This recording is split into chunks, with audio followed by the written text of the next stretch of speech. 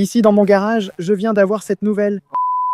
Bonjour, je m'appelle JCU. Ceci va être la première vidéo que j'aurai jamais sur ma chaîne YouTube. Et ce sera sous la forme d'une visite de l'atelier parce que je pense que c'est une bonne chose à avoir comme première vidéo. Alors, allons-y, commençons. Pour débuter la visite, voici ma presse de forge Cole Ironworks de 25 tonnes. C'est une machine monstrueuse. Avant ça, tout ce que j'avais, c'était ces bras-là. Malheureusement, cette machine est un peu plus puissante. J'ai dessus une paire de matrices plates très larges, ce qui est vraiment idéal pour le redressage final. J'ai ici quelques matrices plates combinées H13 et des matrices d'étirage. En gros, j'utilise celles-ci tout le temps. Je n'utilise pas souvent les matrices plates. J'ai aussi cette clé que j'ai utilisée pour fabriquer du damas torsadé. C'est vraiment bancal. Et je doute même que cette soudure soit vraie car je ne crois pas qu'on puisse souder la fonte. Ça fonctionne. C'est suffisant pour l'instant. Passons à mon enclume. C'est une bête. 365 livres d'acier massif. Elle vient de Société nationale de sauvetage et elle a été fabriquée en 1950, soit 5 ans après la Seconde Guerre mondiale. C'est génial car elle a été conçue différemment de presque toutes les autres enclumes au monde. La partie supérieure est forgée. Non, la partie supérieure est en acier forgé et la partie inférieure est en acier coulé. Donc elle a les avantages de l'acier forgé super dur, comme la surface de l'enclume, mais elle ne va pas non plus se fissurer au milieu parce que le bas est coulé. Sur le côté, j'ai mes outils de forge. J'ai 5 marteaux. J'ai un marteau à tête de chien, un marteau à panne croisée, et les autres sont des marteaux arrondis. Ceci est un marteau arrondi carré circulaire, et ceux-ci sont tous les deux des marteaux arrondis.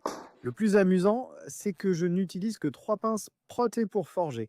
Ce n'est vraiment pas beaucoup. En fait, j'ai besoin d'avoir plus de pinces, et j'apprends actuellement à fabriquer de meilleures pinces pour moi-même. Voici une paire de pinces sur laquelle je travaille. Ce n'est pas la meilleure, mais j'ai beaucoup réfléchi à ce qui fait une bonne paire de pinces.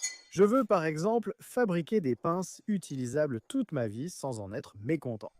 Voilà, c'est celle. Ensuite, nous avons mon étau de forgeron. L'étau de forgeron est très utile dans tout environnement de forge, servant de troisième main. Je n'ai pas besoin d'avoir un assistant, je n'ai pas besoin de tenir quelque chose et d'avoir peur que ça parte en l'air. Par exemple, pour travailler l'extrémité d'une soie de couteau, je peux la serrer ici, puis la marteler. Tout va bien, c'est parfait. C'est assez rigide parce que mon support est en bois et c'est pas le plus stable, mais c'est à peu près tout ce dont j'ai besoin. Je fabriquerai plus tard un support en métal pour cela. C'est ma forge. C'est une forge à 2 brûleurs Habanero de Chile Forge. C'est une vraie bête. Elle fonctionne vraiment efficacement en termes de carburant.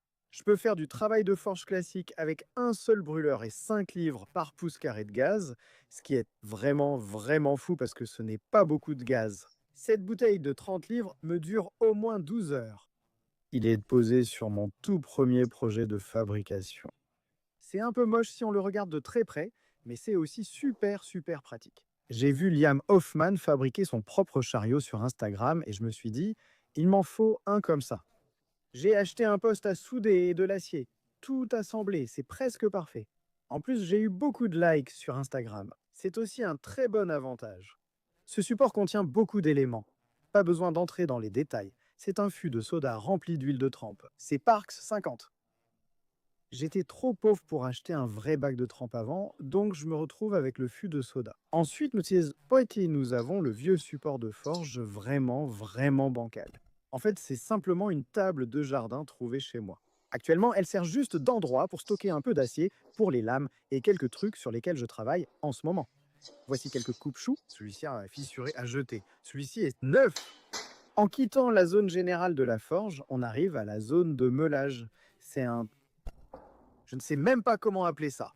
C'est comme une sorte d'entonnoir en vortex que j'ai déjà fait fondre parce qu'il est en plastique, posé sur ce truc, qui est probablement toxique à ce stade. Et j'ai ce ventilateur qui est vraiment sous-dimensionné, mais tout ça fonctionne suffisamment bien. Chaque fois que je travaille le bois, je n'ai plus à m'inquiéter de la poussière de bois qui vole partout dans le garage. Maintenant, tout est contenu. Mais pour ce qui est du métal, je n'utilise pas ça tout le temps parce que ça peut en fait le brûler, qui est déjà arrivé. Donc, en quittant le système de collecte de poussière, voici ma toute première meuleuse. C'est une KMG 2 par 72 à 3 vitesses de Beaumont Metalworks. C'est une vraie bête.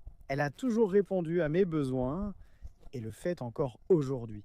Elle est juste un peu moins sophistiquée que la meuleuse à droite, qui est une KM GTX inclinable. Je n'ai pas beaucoup utilisé la fonction d'inclinaison car je n'en ai pas encore eu besoin, mais elle sera utile le moment venu. Elle fonctionne avec un moteur de 2 chevaux relié à un variateur de fréquence. Cet appareil est très amusant à utiliser. Avoir 3 vitesses comparé à des vitesses infinies, c'est une différence infinie, évidemment.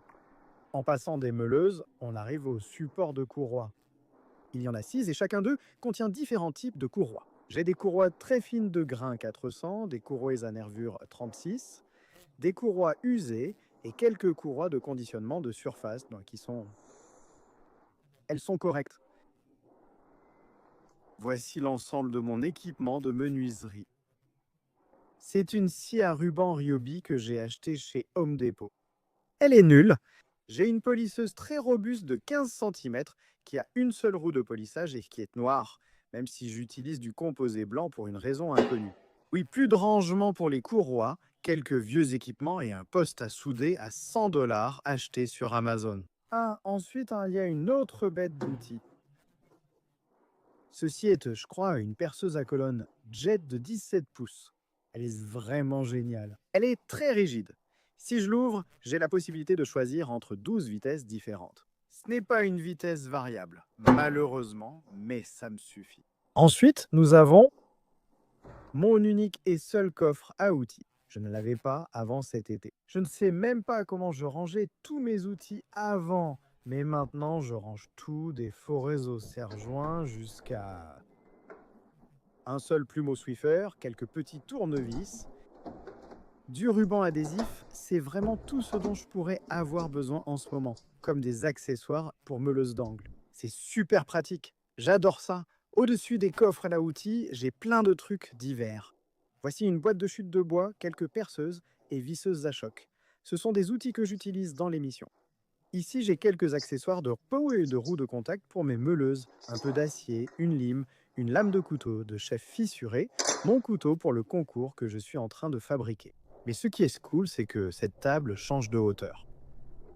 Je pense que ça peut être utile.